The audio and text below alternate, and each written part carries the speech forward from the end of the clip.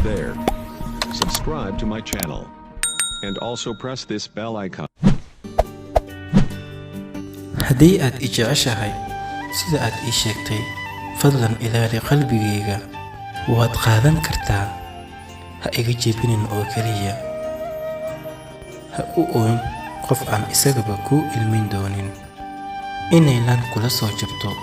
lugna kaa jabto ayaa dhaanta in jacayl kugu beermo laabtuna kaa jabto ijeclow kadibna adduunyada aniga ayaa iska leh waxaan kugu jeclahay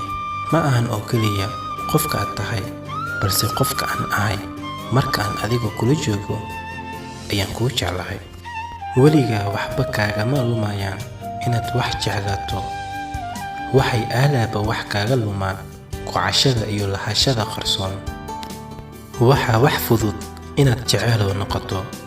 waxa aan fududayna waa helidda qof kula wada dareenkaas waxaan baadigoob u galay gayaankayga welina qof adiga kula mid sooma helin noloshayda ayaa jeclahay waayo adiga ayaa ii kaasiisay adiga ayaan ku jeclahay waayo waxaa tahay noloshayda marka aad aragto nimcadda eebe naawil waayo anigaba adigaan ku niyooday kadibna waan ku helay haddii aan ahaan lahaa doorashada inaan neefsado ama aan adiga ku jeclaado waxaan nafteyda ugu dambaysa u adeegsan lahaa inaan kugu iraahdo waan ku jeclahay xabiibtii waxay yiraahdeen qofku mar kaliya ayuu wax jeclaadaa laakiin taasi gar ma ahan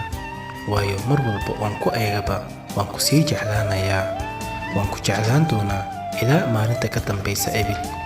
waa ii ilqaboobsi mar kasta oo aan gacmaha isqabsanayno mar walba oo aan is eegno iyo mar walba aan isku soo dhawaano waa anigoo walaalkiina Zaki Zama haddii aad ka hesheen muuqaalkan fadlan la wadaag asxaabtaada adigoo u sii sheergareynaya haddii aad nagu cusubtahay si aysan kuu dhaafin muuqaalada xiga fadlan channelka subscribe saar like inagu caawi wixii afkaartaada waxaad nagu soo gudbin kartaa qaybta hoose ee commentiga